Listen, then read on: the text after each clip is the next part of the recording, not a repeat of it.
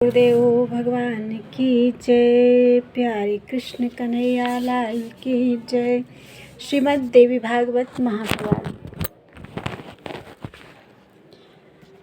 प्रथम खंड का पंचम स्कंद चल रहा है। 8 अध्याय हो चुके हैं। आज 9वें अध्याय से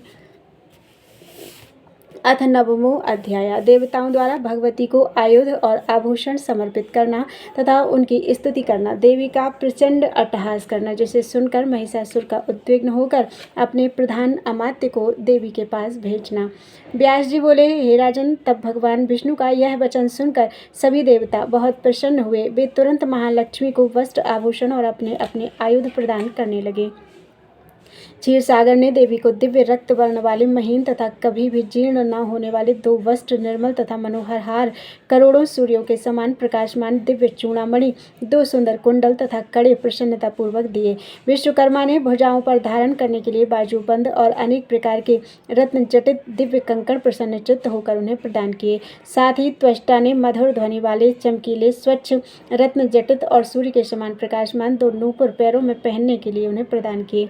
महासमुद्र ने उन्हें गले में धारण करने के लिए मनोहर कंठहार और रत्नों से निर्मित तेजोमय अंगूठियां प्रदान की। वरुण देव ने कभी न मुरझाने वाले कमलों की माला, जो सुगंध से परिपूर्ण थी तथा जिस पर भौरे मंडरा रहे थे, और वैजंती नामक माला भगवती को प्रदान की। हिमवान ने प्रसन्न होकर उन्हें नाना प्रकार के रत्न तथा सुवर्ण के समान चमकीले वर्ण वाला एक मनोहर सिंह वाहन के रूप में प्रदान किया। सभी लक्षणों से संपन्न तथा सुंदर रूप वाली वे कल्याणमयी श्रेष्ठ भगवती दिव्य आभूषणों से विभूषित होकर सिंह पर आरूढ़ होकर अत्यंत सुशोभित हो रही थी। तत्पश्चात भगवान विष्णु ने अपने चक्र से उत्पन्न करके सहस्र अरों वाला तेज संपन्न और दैत्यों का सिर काट लेने की सामर्थ्य वाला एक चक्र उन्हें प्रदान किया। शंकर जी ने अपने त्रिशूल से उत्पन्न करके भगवती को ऐसा उत्तम त्रिशूल अर्पण किया जो दानवों को काट डालने की शक्ति से संपन्न तथा देवताओं के भय का नाश करने वाला था। वरुण देव ने अपने शंख से उत्पन्न करके प्रसन्न चित्त होकर देवी को एक ऐसा शंख प्रदान किया जो मंगलमय, अत्यंत उज्ज्वल तथा तीव्र ध्वनि करने वाला था। अग्निदेव ने प्रसन्न होकर सैकड़ों शत्रुओं का संहार करने वाली, मन के समान तीव्र गति से चलने वाली तथा दैत्यों का विनाश करने वाली एक शक्ति उन्हें प्रदान की। पवन देव ने उन भगवती महालक्ष्मी को बाणों से भरा हुआ एक तरकस तथा देखने में अत्यंत अद्भुत, कठिनाई से खींचा जा सकने वाला और कर्कश टंकार करने वाला धनुष प्रदान किया। देवराज इंद्र ने अपने वज्र से उत्पन्न करके एक अत्यंत भयंकर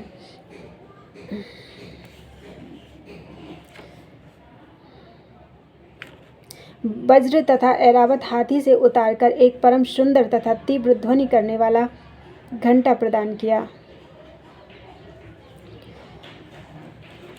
यमराज ने अपने कालदंड से आविर्भूत एक ऐसा दंड भगवती को प्रदान किया जिससे वे समय आने पर सभी प्राणियों का अंत करते थे।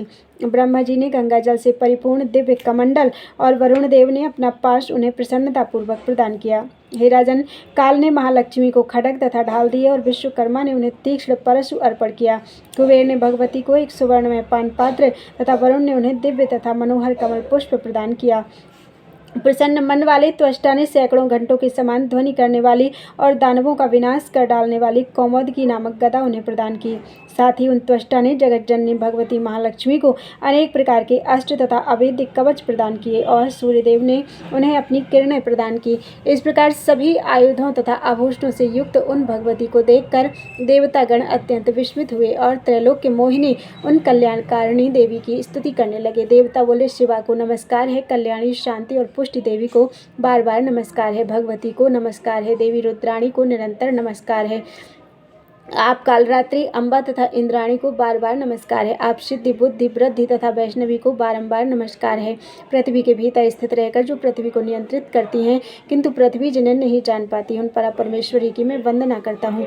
जो माया के अंदर स्थित रहने पर भी माया के द्वारा नहीं जानी जा सकती तथा जो माया के अंदर विराजमान रहकर उसे प्रेरणा प्रदान करती है, उन जन्म रहित तथा प्रेरणा प्रदान करने वाली भगवती शिवा को हम नमस्कार करते हैं। हे माता, आप हमारा कल्याण करें और शत्रुओं से संत्रस्त हम देवताओं की रक्षा करें। आप अपने तेज से मोहग्रस्त पापी महिषासुर का वध कर डालें। यह महिषासुर दुष्ट घोर मायावी केवल स्त्री के द्वारा मारा जा सकने वाला वरदान प्राप्त करने से अभिमानी समस्त देवताओं को दुख देने वाला तथा अनेक रूप धारण करने वाला महादुष्ट है। हे भक्त वत्सले, एकमात्र आप ही सभी देवताओं की शरण है। दानव महिषासुर से पीड़ित हम देवताओं की आप रक्षा कीजिए। हे देवी, आपको नमस्कार है। व्यास जी बोले, इस प्रकार सब देवताओं के स्तुति करने पर समस्त सुख प्रदान करने वाली महादेवी मुस्कुराकर उन देवताओं से यह मंगलमय वचन कहने लगी। देवी बोले, हे देवतागण, आप लोग मंदबुद्धि महिषासुर का भय त्याग दें। मैं वर पाने के कारण अभिमान में चूर तथा मोहग्रस्त उस महिषासुर को आज ही रण में मार डालूंगी। व्यास जी बोले, देवताओं से ऐसा कहकर वे भगवती उच्च स्वर से हंस पड़ी। वे बोली, इस संसार में यह बड़ी विचित्र बात है कि यह सारा जगत ही भ्रम तथा मोह से ग्रसित है। ब्रह्मा, विष्णु, शिव, इंद्र आदि तथा अन्य देवता भी महिषासुर से भयभीत होकर कांपने लगते हैं। हे श्रेष्ठ देवताओं, दैव बल बड़ा ही भयानक और दुर्जय है। काल ही सुख और दुख का करता है। यह सबका प्रभु तथा ईश्वर है। सृष्टि पालन तथा संहार करने में समर्थ होते हुए भी वे ब्रह्मा आदि मोहग्रस्त हो जाते हैं, कष्ट भोगते हैं और महिषासुर के द्वारा सताए जाते हैं। मुस्कुराकर ऐसा कहने के पश्चात देवी अट्टहास करने लगी। उस अट्टहास का महाभयानक गर्जन दानवों को भयभीत कर देने वाला था। उस अद्भुत शब्द को सुनकर पृथ्वी कांपने लगी। सभी पर्वत चलायमान हो उठे और अगाध महासमुद्र में विक्षोभ उत्पन्न होने लगा। उस शब्द से सुमेरु पर्वत हिलने लगा और सभी दिशाएं गूंज उठी। उस तीव्र ध्वनि को सुनकर सभी दानव भयभीत हो गए। सभी देवता परम प्रसन्न होकर आपकी जय हो, हमारी रक्षा करो, ऐसा उन देवी से कहने लगे। अभिमान में चूर महिषासुर भी वह ध्वनि सुनकर क्रुद्ध हो उठा। उस ध्वनि से सशंकित महिषासुर ने दैत्यों से पूछा, यह कैसी ध्वनि है? इस ध्वनि के उद्गम स्थल को जानने के लिए दूतगण तत्काल यहाँ से जाएं। कानों को पीड़ा पहुंचाने वाला यह अति भीषण शब्द किसने किया? देवता या दानव जो कोई भी इस ध्वनि को उत्पन्न करने वाला हो, उस दुष्टात्मा को पकड़कर मेरे पास ले आएं। ऐसा गर्जन करने वाले उस अभिमान के मद में उन्मत्त दुराचारी को मैं मार डालूंगा। मैं क्षीण आयु तथा मंद बुद्धि वाले उस दुष्ट को अभी यमपुरी पहुंचा दूंगा। देवता मुझसे पराजित होकर भयभीत हो गए हैं, अतः वे ऐसा गर्जन कर ही नहीं सकते। दानव भी ऐसा नहीं कर सकते, क्योंकि वे सब तो मेरे अधीन है। तो फिर यह मूर्खतापूर्ण चेष्टा किसकी हो सकती है? अब दूतगण इस शब्द के कारण का पता लगाकर मेरे पास शीघ्र आएं। तत्पश्चात मैं स्वयं वहां जाकर ऐसा व्यर्थ कर्म करने वाले उस पापी का वध कर दूंगा। व्यास जी बोले, महिषासुर के ऐसा कहने पर वे दूत शब्द के कारण का पता लगाते लगाते समस्त सुंदर अंगों वाली, 18 भुजाओं वाली, दिव्य विग्रहमयी, सभी प्रकार के आभूषणों से अलंकृत, संपूर्ण शुभ लक्षणों से संपन्न, उत्तम आयुध धारण करने वाली और हाथ में मधुपात्र लेकर बार बार उसका पान करती हुई भगवती के पास पहुंच गए। उन्हें देखकर वे भयभीत हो गए और व्याकुल तथा सशंकित होकर वहां से भाग चले। महिषासुर के पास आकर वे उसे ध्वनि का कारण बताने लगे। दूत बोले, हे दैत्येंद्र, वह कोई प्रौढ़ा स्त्री और देवी की भांति दिखाई देती है। उस स्त्री के सभी अंगों में आभूषण विद्यमान हैं तथा वह सभी प्रकार के रत्नों से सुशोभित है। वह स्त्री तो ना तो मानवी है और ना तो आसुरी है। दिव्य विग्रह वाली वह स्त्री बड़ी मनोहर है। 18 भुजाओं वाली वह श्रेष्ठ नारी नानाविध आयुध धारण करके सिंह पर विराजमान है। वही स्त्री गर्जन कर रही है। वह मदोन्मत्त दिखाई दे रही है। वह निरंतर मद्यपान कर रही है।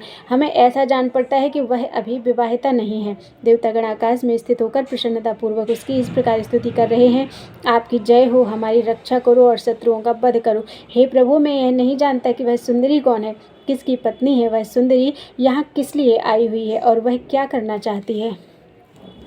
उस स्त्री के तेज से चकाचौंध हम लोग उसे देखने में समर्थ नहीं हो सके। वह स्त्री श्रृंगार, वीर, हास्य, रौद्र और अद्भुत, इन सभी रसों से परिपूर्ण थी। इस प्रकार की अद्भुत रूप वाली नारी को देखकर हम लोग बिना कुछ कहे ही आपकी आज्ञा अनुसार लौट आए। हे राजन, अब इसके बाद क्या करना है? महिषासुर बोला, हे वीर, हे मंत्री श्रेष्ठ, तुम मेरे आदेश से सेना साथ में लेकर जाओ और साम आदि उपायों से उस सुंदर मुख वाली स्त्री को यहाँ ले आओ। यदि वह स्त्री साम, दान और भेद इन 3 उपायों से भी यहाँ न आए तो उस सुंदरी को बिना मारे ही पकड़कर मेरे पास ले आओ। यदि वह मृगनयनी प्रीतिपूर्वक आएगी तो मैं हंस के समान भौहों वाली उस स्त्री को प्रसन्नतापूर्वक अपनी पटरानी बनाऊंगा। मेरी इच्छा समझकर जिस प्रकार रस भंग ना हो वैसा करना। मैं उसकी रूप राशि की बात सुनकर मोहित हो गया हूँ। व्यास जी बोले, महिषासुर की यह कोमल वाणी सुनकर वह श्रेष्ठ मंत्री हाथी, घोड़े और रथ साथ लेकर तुरंत चल पड़ा। वहां पहुंचकर कुछ दूर खड़े होकर वह सचिव कोमल तथा मधुर वाणी में विनम्रता पूर्वक उस दृढ़ निश्चय वाली नारी से कहने लगा। प्रधान बोला, हे मधुर भाषिणी, तुम कौन हो और यहाँ क्यों आई हो? हे महाभागे, मेरे मुख से ऐसा कहलाकर मेरे स्वामी ने तुमसे यह बात पूछी है। उन्होंने समस्त देवताओं को जीत लिया है और वे मनुष्यों से अवध्य हैं। हे चारुलोचने, ब्रह्मा जी से वरदान पाने के कारण वे बहुत गर्वयुक्त रहते हैं। वे दैत्यराज महेश बड़े बलवान हैं और अपनी इच्छा के अनुसार वे सदा विविध रूप धारण कर सकते हैं। सुंदर वेश तथा मनोहर विग्रह वाली आप यहाँ आई हुई हैं, ऐसा सुनकर मेरे प्रभु महाराज महिषासुर आपको देखना चाहते हैं। वे मनुष्य का रूप धारण करके आपके पास आएंगे। हे सुंदर अंगों वाली, आपकी जो इच्छा हो हम उसी को मान लेंगे। हे बाल मृग के समान नेत्रों वाली, अब आप उन बुद्धिमान राजा महेश के पास चलें, और नहीं तो मैं स्वयं जाकर आपके प्रेम में लीन राजा महेश को यहाँ ले आऊँ।